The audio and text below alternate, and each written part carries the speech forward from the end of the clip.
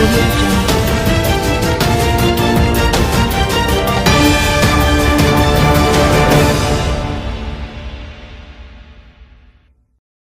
মংলায় ১১ KG হরিণের মাংসসহ ৬ জন চোরাকারবারিকে আটক করেছেন কোস্টগার্ড।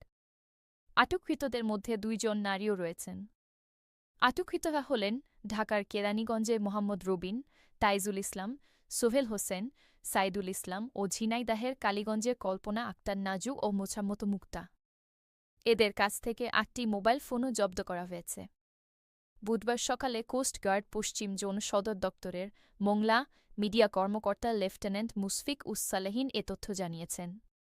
তিনি জানান, গোপন সংবাদের ভিত্তিতে মঙ্গলবার দুপুর ২টায় মোংলার স্থায়ী বন্দর বাস স্ট্যান্ড সংলগ্ন ফেরিঘাট এলাকায় অভিযান চালান কোস্টগার্ড। ওই সময় মোংলা থেকে ঢাকাগামী একটি মাইক্রোবাস তল্লাশি করে ১১ কেজি হরিণের মাংস জব্দ করেন কোস্টগার্ড সদস্যরা। এছাড়া ওই ঘটনার সাথে জড়িত থাকা ৬ জন চোরাচালানকারীকে আটক করা হয়। পরে জব্দকৃত হরিণের মাংস, মাইক্রোবাস ও আটককৃত চোরাচালানকারীদের বনবিভাগে ধাংমারি স্টেশনে হস্তান্তর করা হয়েছে। পূর্ব সুন্দরবন বিভাগের চাঁদপাই রেঞ্জের ধাংমারি স্টেশন কর্মকর্তা সুরজিৎ চৌধুরী বলেন, কোস্টগার্ডের হস্তান্তরিত চোরাচালানকারীদের বিরুদ্ধে বন আইন এবং বন্যপ্রাণী সংরক্ষণ ও নিরাপত্তা আইনে মামলা দায়ের করা হয়েছে।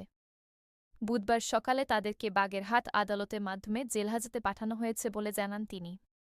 এলাকায় একটি মাইক্রোবাস তল্লাশি করে আমরা আনুমানিক ১১ কেজি হরিণের মাংস জব্দ করি এবং উক্ত মাইক্রোবাসে ৬ জন আসামি হাতে নাতে ধৃত করি। আসামিগণকে আমরা সিনিয়র জুডিশিয়াল ম্যাজিস্ট্রেট বাগেরহাট মহোদয়ের বরাবরে সোপর্দ করি এবং উক্ত আসামিদের বিরুদ্ধে বন আইনে এবং বন্যপ্রাণী সংরক্ষণ নিরাপত্তা আইনে মামলা দায়ের করি। উড়োখবরের সাথে থাকার জন্য সকলকে ধন্যবাদ। যারা এখনও উড়োখবর ইউটিউব চ্যানেলটি সাবস্ক্রাইব করেননি তারা সাবস্ক্রাইব করুন। খোদা হাফেজ।